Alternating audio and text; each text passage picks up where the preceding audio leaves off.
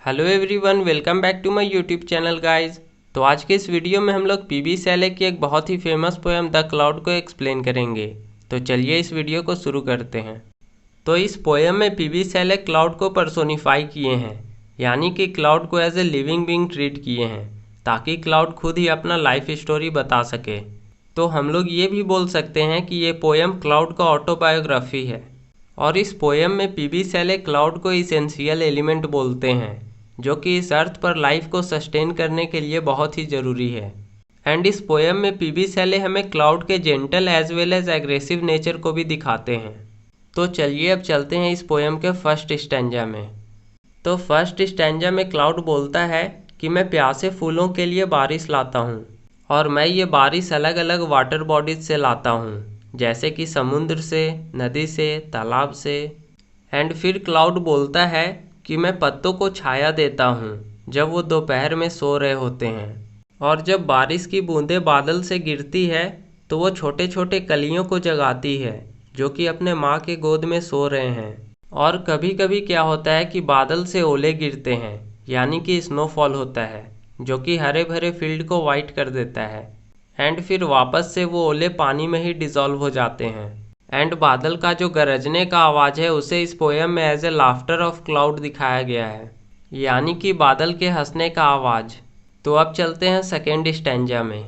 तो second stanza में cloud बोलता है कि मैं माउंटेन्स के ऊपर स्नोफॉल करवाता हूँ, और जब माउंटेन्स पर लगे पाइन ट्रीज पर स्नोफॉल होता है और तूफ़ानी हवा चलता है तो वो ट्रीज पेनफुली सरप्राइज्ड हो जाते हैं, यानी कि वो डिस्ट्रॉय होने लगते हैं।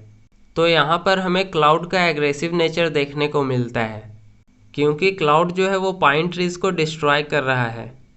अब रात के वक्त जब पहाड़ की चोटी बर्फ से सफ़ेद हो जाती है तो वो क्लाउड के लिए सफ़ेद तकिया का काम करती है। एंड जो क्लाउड है वो तूफान की बाहों में सो रहा है, और जो लाइटनिंग है, यानी कि जो बिजली चमकता है, वो क्लाउड को हर जगह रास्ता दिखाता है।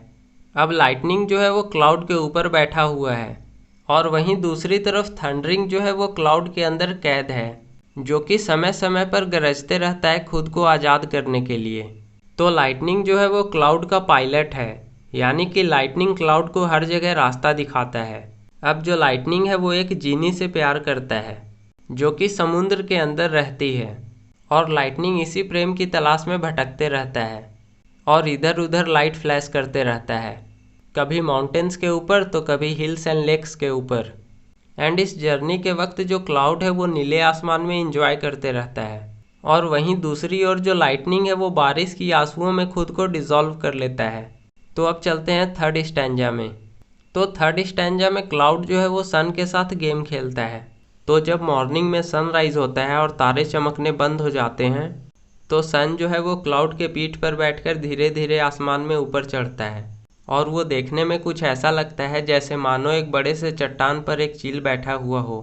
और जब शाम के समय सनसेट होने वाला होता है तो सन का कलर रेड हो जाता है, जिसे इस पोएम में क्रिम्सन कलर बोला गया है। और जब ये क्रिम्सन कलर धरती पर पड़ता है तो ये धरती और भी सुंदर लगने लगता है। एंड सनसेट के टाइम सब कुछ एकदम मोशनलेस हो जाता है, और जो क्लाउड है वो भी अपना जर्नी ख़त्म करके रेस्ट करने लगता है, जस्ट वैसे ही जैसे एक डव पंछी दिन भर उड़ने के बाद अपने घोंसले में रेस्ट करता है, और ऐसा लगता है जैसे वो मेडिटेशन में खोया हुआ हो। तो इस स्टैंजा में पीबी शैले नेचुरल फेनोमेना के थ्रू हमें नेचर के ब्यूटी को दिखाने का कोशिश किए हैं। अब चलते हैं फोर्थ स्टैंजा में। तो इस स्टैंजा में क्लाउड मून से बात करता है।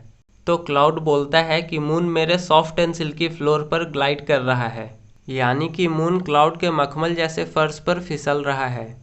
एंड इस फ्लोर को मिडनाइट ब्रीज ने बनाया है, यानी कि आधी रात की हवाओं ने, जो कि क्लाउड को इधर उधर स्कैटर कर देते हैं।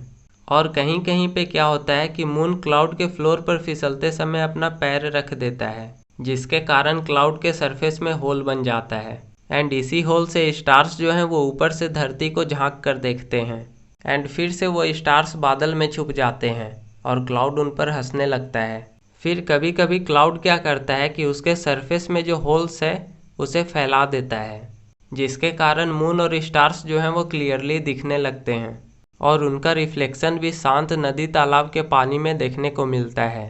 और वो देखने में कुछ ऐसा लगता है जैसे आसमान का कुछ हिस्सा धरती पर आ गया हो। तो इस स्टैंजा में पोएट हमें क्लाउड के प्लेफुल नेचर को दिखाते हैं। अब चलते हैं फिफ्थ स्टैंजा में। तो इसमें क्लाउड बताता है कि कैसे वो सन और मून के लाइट्स को ब्लॉक कर देता है।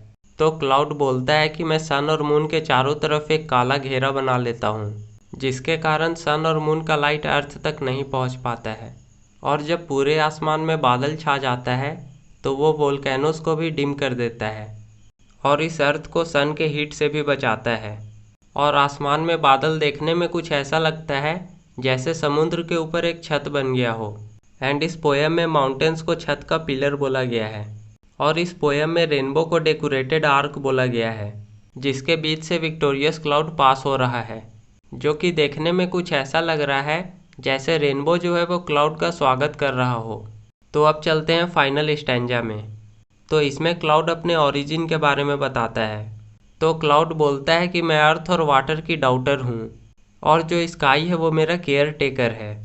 अब क्लाउड जो है वो सिर्फ अपना फॉर्म चेंज करता है, जैसे कभी वाटर के फॉर्म में तो कभी वाटर वेपर के फॉर्म में, लेकिन क्लाउड कभी मरता नहीं है।